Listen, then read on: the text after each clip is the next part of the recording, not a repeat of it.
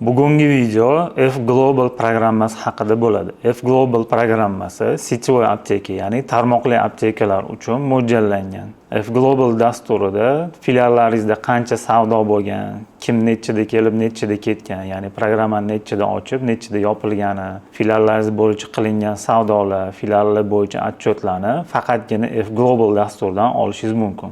Bu haqida umumiy tushunchani ushbu videoda tushunib olishingiz mumkin bo'ladi. Ekranda joylashgan F-Global programmasiga kiramiz. Odatiy tarzdagi login parolni teramiz va keyinchalik ushbu login parollarni o'zgartirishingiz mumkin bo'ladi. ADM 123 login parolni terganimizdan keyin OK knopkasini bosamiz. Ekranning o'ng qismida filiallaringiz to'g'risida ma'lumot bo'ladi. Mishkan o'ng tarafini bosib, Update'ni bossangiz, sklad, filial 1, filial 2, filial 3. Har bitta filialni o'zini nomini alohida nomlagan bo'lsangiz, o'sha nomlar bilan ko'rinadi bu joyda. Va har bitta filialni nomini oldida data, ya'ni qachon obnovleniya bo'lgan soati turadi va har bitta filialni IDlari ko'rsatilinishi mumkin. Filiallarning ustidagi bo'yab qo'yilgan rang nimani anglatadi? Bu qachon obnovleniya bo'lgan, ya'ni oxirgi ma'lumotlar qachon yetib kelganiga qarab turib har xil ranglarda bo'yashi mumkin. Ekranda ko'rishingiz mumkin, sariq rang 24 soatdan oshiq bo'ldi obnovleniya bo'lganiga, yashil rang 12 soatdan oshdi va fioletoviy rang 48 soatdan oshiq muddatda obnovleniya bo'lgan deydi. Agarda qizil bo'ladigan bo'lsa, vaqtlar oralig'ida ошибка bo'lishi mumkin. F-Global programmasida ekranning chap yuqori qismida filial yozug'i bor. Ushbu yozuvga bosamiz. Uni pastki qismida Register lekarstvaga bosamiz. Ekran to'liqligicha qilib olamiz va ekranda dorilarni alfabet tarzida joylashmaganini ko'rishingiz mumkin. Naminaviy yozug'ining ustiga bir marta mishkani bosasiz va hamma dorilar alfabet tarzida sortirovka bo'ladi. Ushbu oynada har bitta dori mahsulotidan filialda nechta borligi, hozirdagi o'shandagi narxi va oxirgi marta qachon obnovleniya bo'lganlarini bemalol ko'rishingiz mumkin bo'ladi. Ma'lum bir dori mahsulotini tanlaganingizdan so'ng Navoiy 5 ml nomeri 10 Jo'rabek zavodniki umumiy filiallar bo'yicha ostatik qatorida ko'rishingiz mumkin. 875 ta upakovka bor deyapti. Bunda har bitta filialni alohida pastki oynada ko'rish mumkin. Filial 1da 267 ta upakovka bor, narxi 4000 so'mdan. Filial 2da kolичество 29 ta 3700 so'mli narxidan bor, 146 ta 3600 so'mli narxidan bor. Filial 3da esa 3 xil partiyasi bor, ya'ni hammasi har xil firmadan va har xil oralig'ida prixod bo'lgan bo'lishi mumkin. 244 ta, 145 ta va 42 ta. Har bittasini yonida narxlari bor va время degan qatorini ko'rishingiz mumkinki, ushbu qatorda filial oxirgi marta bu daniylarni qaysi soatda va qaysi chisloda yuborgani ko'rinib turadi. Hozirgi ma'lumotga ishonadigan bo'lsak, 10-mart 2026-yil soat 10:11 da ushbu ma'lumotlar filial 3 bo'yicha yangilangan. Filialdagi ma'lumotlar avtomatik tarzda har 2 soatda F-Global programmasida o'zi obnovleniya bo'lib turadi. Agarda yangilanish 2 soatdan cho'zilib ketadigan bo'lsa, bir kun 2 kunlab yangilanmay qoladigan bo'lsa, bizning call centerimizga murojaat qilishingizga to'g'ri keladi yoki phone support board orqali yozishingiz mumkin. Ya'ni bunda pochtada qanaqadir muammo bo'lishi mumkin. Agarda internetda muammo bo'ladigan bo'lsa, o'sha filialni internetdan to'g'rilab qo'yishga to'g'ri keladi. Register lekarstva qismida savdolarni, ya'ni istoriya savdosini ham ko'rishingiz mumkin bo'ladi. Biror bir dori mahsulotini tanlab, enter knopkasini bosganingizda keyin prixod qatorida bu yerda ko'rishingiz mumkinki, prixod qatorida skladga kelib tushgan, prixod bo'lgan Grand Farmdan va qaysi aptekalarga kimdan kelgani, ya'ni postavshik kimligi, qaysi filialga borganligi, ushbu dori vositasi nechta prixod bo'lganligi, prihodning narxlari nech pul bo'lganini ko'rishingiz mumkin bo'ladi. Расход qismida savdo va перемещениeni aralashtirib ko'rsatadi. Prodaja qismida har bitta sotilganini ko'rishingiz mumkin. Prodajadan keyin guruhlash ham mavjud. Guruhlashga bosganimizda filial 1 3-oy 2026-yil bo'yicha 09, ya'ni bitta pochka yetar yetmas sotgan. Filial 2 3-oy 2026-yil bo'yicha bu dorini 3 ta pochka sotgan. Agarda oldingi oylarni ko'rmoqchi bo'lsangiz, filial 1 2-oy 26-yil bo'yicha 8 pochka sotgan. filial 2 ikkinchi oy 26-yil bo'yicha 23 ta pochka sotganini ko'rishingiz mumkin. Guruh va продажа guruhi nima bilan farqlanadi?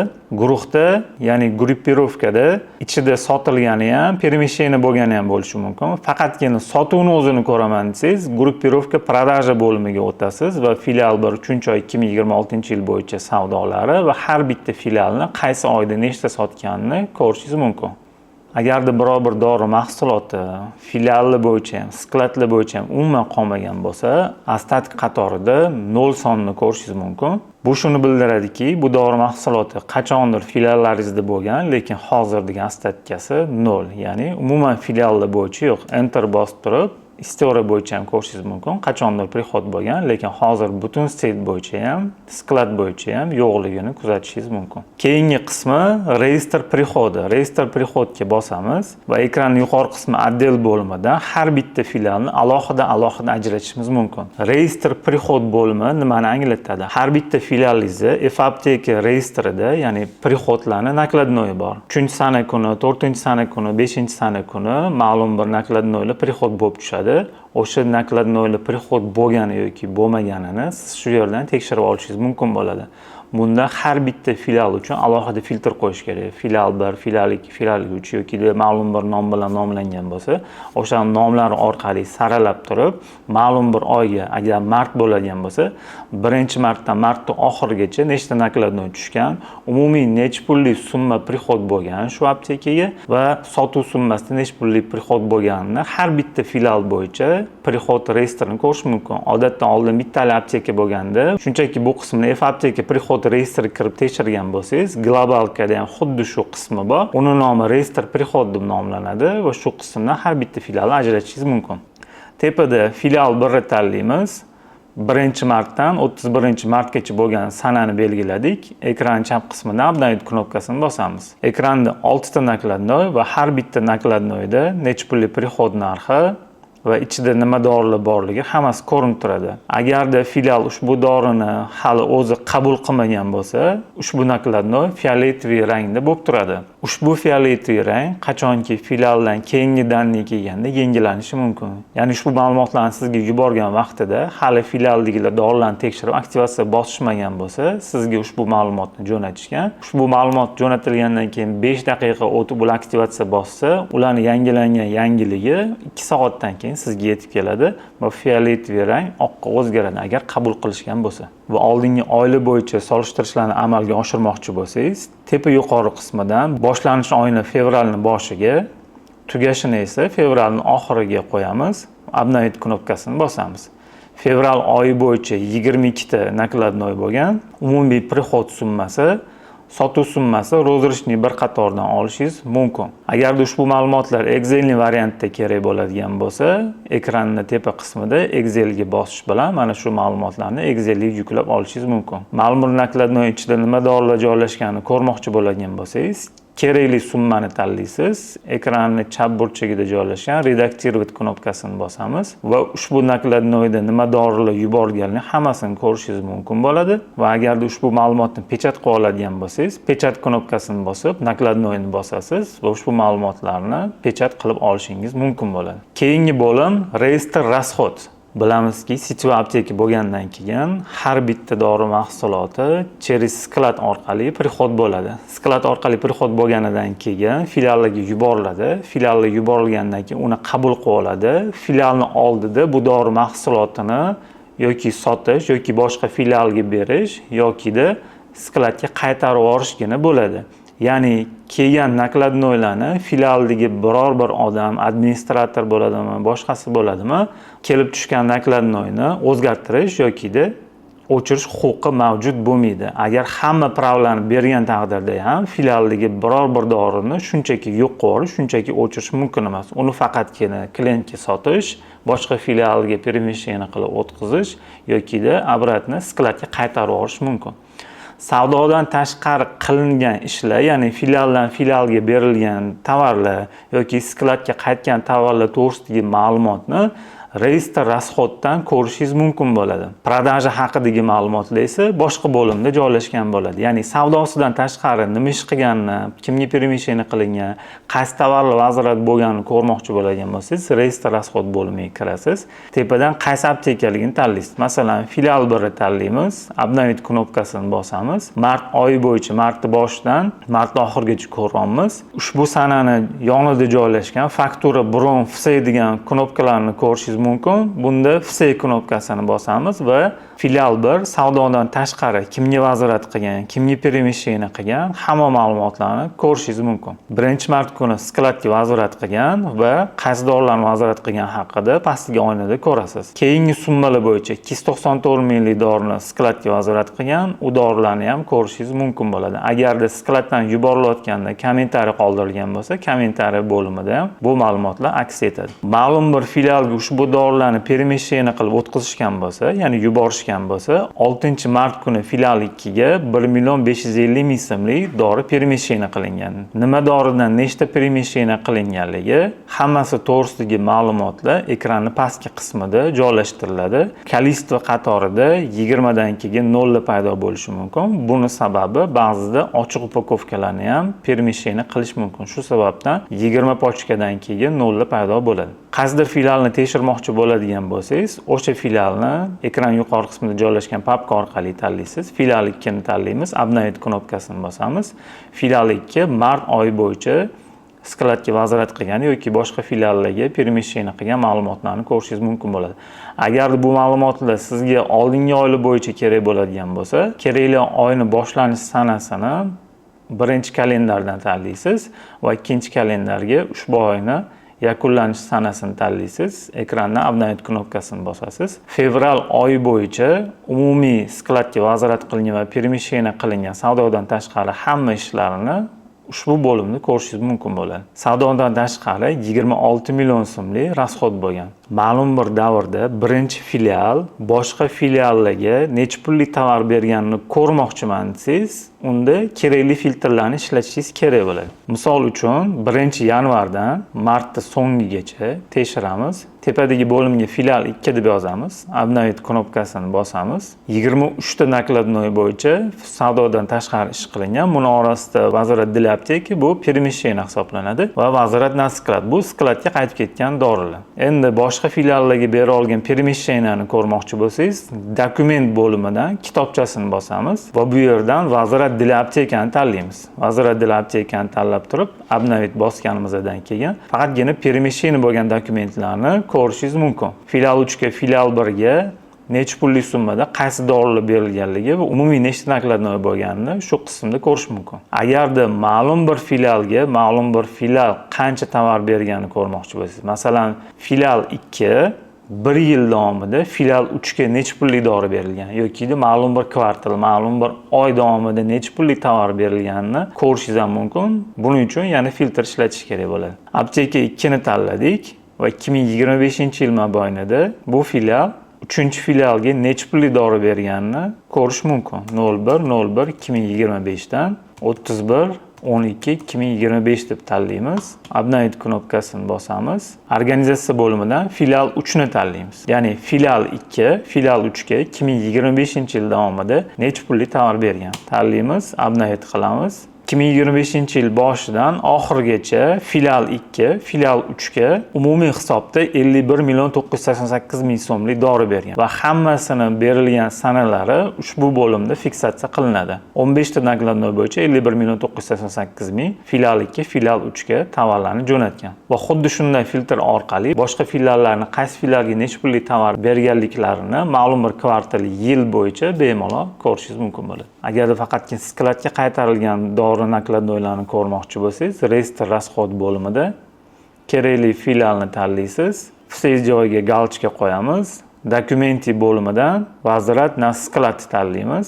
va obnovit bosamiz. Hozirda mart oyi bo'yicha filial 3 umumiy 4 ta nakladnoyda 4 million 600 ming so'mlik tovarni skladga vazirat qilgan. Ma'lum bir kvartal yoki yil bo'yicha bemalol filtr qo'yishingiz mumkin bo'ladi. Bunda kalendar qismiga kerakli sanani yozamiz. Noyabr oyidan hozirgi kungacha deymiz. Obnovit knopkasini bossak, noyabr oyidan 22 ta nakladnoyda 97 million 178 minglik dorini skladga qaytarganini ko'ramiz. Agarda ma'lum bir nakladnoyga kerakli sabablari yuborilish vaqtida yozilgan bo'lsa, ya'ni перемещение yozilgan bo'lsa, ekranda ko'rish mumkinki, to'g'rilash uchun, o'zgartirish uchun deyilgan kommentariyalar qoldirilgan bo'lishi mumkin. Keyingi bo'lim reestr по чекам. Odatda F-kassada kirganingizda cheki, все cheki bo'limiga kirib turib, har bitta chekni alohida tekshirishingiz va ularning ichida nima dori sotilganini ko'rishingiz mumkin. Ushbu ma'lumotlarni F-Globaldan reestr по чекамda ko'rish mumkin. Kerakli filial tanlaymiz. Masalan, filial 1. Kerakli sanani qo'yamiz. Bir kunlik savdoni ko'rmoqchi bo'lsangiz, 9-martdan 9-martga qo'yasiz. Obnovit knopkasini bosasiz. 146 ta chek, umumiy summa 4 844 ming so'm. Har bitta chekka tanlaydigan bo'lsangiz, pastdagi oynada ushbu chek ichida nima dorilar sotilganligini bemalol kuzatishingiz mumkin va ushbu chekki soat nechida sotilganini bemalol kuzatishingiz mumkin. Har bitta filialni alohida sortirovka qilasiz. Filial 2ni tanlaysiz, obnovit bosasiz. 9 dan 9 gacha deb qo'ysangiz, faqatgina 9-sana bo'yicha ushbu filialda nechta chek bo'lgan va nechta pullik savdo bo'lganini chekma-chek ko'rishingiz mumkin. Ma'lum bir chek tanlaysiz, 18833 so'm bo'lgan, qaysi to'lovda, nalichkada to'lashgan va nechida sotilganini va qaysi kassiya sotilgan, agarda login parollar alohida ochilgan bo'lsa, qaysi kassirlar sotganini kuzatishingiz mumkin bo'ladi. Keyingi bo'lim reestr bron. Reestr bron qismi filiallaringizda F-kassa yordamida bronga olingan dorilarni ko'rishingiz mumkin bo'ladi. Ya'ni ma'lum bir dorini arzon apteka orqali telefon qilib turib bronga qo'yishgan bo'lsa yoki boshqa maqsadda u dorilarni sotuvdan bronga olishgan bo'lsa, qaysi filialda bularni bronga olinganliklarini, qaysi sanadan nechinchi sanagacha bronda turganliklarini bemalol ko'rishingiz mumkin. Kerakli filialni tanlaysiz, kerakli sanani qo'yasiz, obnovit knopkani bosishingiz bilan qaysi filialda necha pullik tovar, qaysi chekda bron turganini kuzatishingiz mumkin bo'ladi. Keyingi bo'lim reestr по дням, ya'ni kunlik reyestrlar. Bunda reestr по чекамda har bitta chekka alohida ko'rish mumkin bo'lsa, reestr по днямda har bitta kunlik savdoni alohida ko'rish imkoniyati bor. Masalan, 9-sanada umumiy savdo necha pul bo'ldi, 8-sanada necha pullik bo'ldi, 7, 6, 5-sanalarda umumiy summa necha pul bo'lganini ko'rishingiz mumkin. Reestr по чекамda esa cheklar bo'yicha ko'rish mumkin. Bunda kunlik savdolarni ko'rish mumkin bo'ladi. Reestr по днямga kiramiz. Agarda tepadan kerakli filialni tanlab olmaydigan bo'lsangiz, hammani savdosini ko'rsatadi. Kerakli filial tanlaymiz. Masalan, filial 1, 1-martdan 11-martgacha sanani belgiladik. Obnovit knopkasini bosamiz. Filial yozig'i o'ng tomonda turgan bo'lsa, uni bemalol bosh qatorga olib o'tishingiz mumkin bo'ladi. Filial 1-sanada umumiy nechta pul savdo qilgan, nalichkada nechta pul bo'lgan, Humo Uzkartda nechta pul bo'lganini ko'rasiz. 2-mart holatiga nechta pul savdo bo'lgan, 4-chi, ya'ni har bir sana bo'yicha umumiy savdoni kuzatishingiz mumkin. 10 kunlik savdo, ya'ni 1-dan 11-sanagacha belgilaganimizda umumiy savdo 32 million 49 ming so'mni tashkil qiladi. Ushbu ma'lumotlarni bemalol Excel'li variantga ham o'girib olishingiz mumkin. Boshqa filiallarni tanlash kerak bo'lgan holatda kerakli filialni tanlaysiz, kerakli sana va obnovit knopkasini bosishingiz bilan har bitta sanadagi umumiy savdo ko'rinadi. Keyingi muhim qismlardan bittasi reestr smena. Reestr smena bu ma'lum bir sotuvchingiz kelib kompyuterni yoqadilar. F-kassadan smena ochganlardan keyin kompyuterda smen soati boshlanadi. Masalan, sotuvchingiz ishga 7:30 da keldilar, lekin F-kassadagi smenani 5 da kam 8 da ochgan bo'lsalar, o'sha 5 da kam 8 dan boshlab turib soat yozishni boshlaydi. Ya'ni 755 ta smena ochilgani va ketar chog'larda smenani yopib ketadigan bo'lsalar, 755 dan nechigacha ishlaganlari va buni oralig'ida nech pul savdo qilganlarini ko'rish mumkin. Agarda o'zlarining kelgan soatlarni kompyuter soatlari bilan bir xil qilmoqchi bo'lsalar, unda kelganlardan keyin birinchi navbatda qiladigan ishlari F-kassada smen ochish bo'ladi. Ya'ni 7:30 da kelsalar, uzoq kompyuter yonish bilan hisoblaganda 7:35 da smen ochishlari mumkin. O'shandan hisob-kitob qilsa bo'ladi. Ya'ni boshqaruvchiga men 7:30 730 ga kelganman, lekin 5000 oralig'ida, ya'ni 735 da F-kassani ishga tushirganman. Ya'ni kelganlar to'g'risida ma'lum bir ma'noda dalil hisoblanadi. Reestr smena bo'limiga kiramiz. Tepa bo'limdan kerakli filialni tanlaymiz, obnovit knopkasini bosamiz. Har safar ushbu bo'limga kirganingizda sizga informatsiyani haftalik ko'rsatadi. Masalan, 9-martdan 17-martgacha ko'rsatib turibdi. Kerakli, masalan, 1-martdan 17-martgacha deb hisoblaysiz. Obnovit knopkasini bosasiz. Filial 1 bo'yicha hisoblashi pastdan boshlab ro'yxat hisoblaydi. Ya'ni smena ochilgan vaqti 1-mart kuni 21:57 da ochilgan va 2-mart kuni 21:56 da yopilgan va sotuv bo'yicha 3,736,000 so'mlik savdo qilgan. Itogida ham shu, nalichkada qancha savdo qilingan, Humoda va Uzkartda agarda prochi, ya'ni onlayn to'lovlar bo'ladigan bo'lsa, prochida qilingan savdolar, agarda через накопительный qilingan savdolar bo'lsa, накопительный qatorida ko'rsatadi. Savdodan tashqari filialdan filialga tovar berilgan bo'lsa yoki skladga qaytgan bo'lsa, 4-mart sanasi bo'yicha kuzatishingiz mumkinki, 3,641,000 so'm savdo qilingan, lekin 353,700 so'm prochi qatorida joylashgan. Bu degani, bu apteka qaysidir filialga tovar bergan yoki skladga vazirат qilingan summa prochi qatorida ko'rsatadi. Kerakli filialni tanlashingiz mumkin, ba'zida esa ma'lum bir pользователь, ya'ni farmasevt orqali ham filtrlash mumkin. Bu farmasevt orqali filtrlash nimaga kerak bo'ladi desiz? Ma'lum bir farmasevt 5 ta yoki 10 ta filialingiz bo'ladigan bo'lsa, 1-filializda ham, 3-filializda ham, 7-filializda ham ishlaydigan bo'lsa, ya'ni sitva aptekalarda shuna xodim bo'ladiki, ma'lum bir xodimni dam olish uchun har bitta aptekada yuradigan alohida xodimlar ham mavjud. Ya'ni ularni dam olishi uchun bitta xodim ajratiladi. Bu xodim boshqa filiallarda ham ishlashi mumkin. Ya'ni uni faqatgina bitta filialni filtrlash orqali ajratib bo'lmaydi. Bunda filialni ajratmaymiz, отдел bo'limidan ptichkani olamiz. Pользователь qismidan o'sha kerakli pользовательni tanlaysiz, obnovit knopkasini bosasiz va kassier filial 1 bo'yicha qilingan savdolar ko'rsatadi. Agarda u 2-chi, 3-chi, 4-chi filialda ishlagan bo'lsa, kassier yoki boshqa nomlanish bilan filial 1 da, filial 2 da ishlaganini bemalol kuzatishingiz mumkin. Keyingi bo'lim peratsenka. Peratsenka ma'lumki sklad tomonidan peratsenka qilinadi. Sklad tomonidan peratsenka qilingan vaqtda narx 0 turadi. Buni sababi filiallar aslida hozir qancha kolичество qolganini bilmaydi. Ya'ni siz peratsenka qilar vaqtingizda unda 10 ta bo'lgan bo'lsa, peratsenka nakladnoyi filialga borib tushgunga qadar 2 ta pochka sotilgan bo'lsa, o'sha qolgan 8 ta pochkagina peratsenka bo'ladi. Peratsenka bo'limiga kiramiz. Filiallar to'g'risidagi ustun eng oxirida joylashib qolgan bo'lsa, eng boshiga olib kelib qo'yamiz. Kerakli filialni tanlaymiz, отдел bo'limidan. Filial 1ni tanlab, obnovit bosamiz. 1-martdan 31-martgacha filial 1da peratsenka bo'lgan nakladnoylarni ko'rsatadi. Filial 1da 3-mart holatiga 192,000 so'mlik narx pasaytirilgan va pastki oynada qaysi dori eski narxi nech pul bo'lgan edi, o'zgartirilganligi holat nech pul bo'lganini ko'rsatadi. Keyingi nakladnoy 3-mart kuni 2,473,000 ga sotuv narxi tushirilgan. Savol tug'ilishi mumkin, summa bilan summa 1 nimada farqlanadi? Summa bu optiviy narxlar hisoblanadi. Summa 1 именно F-kassada sotiladigan narxlar.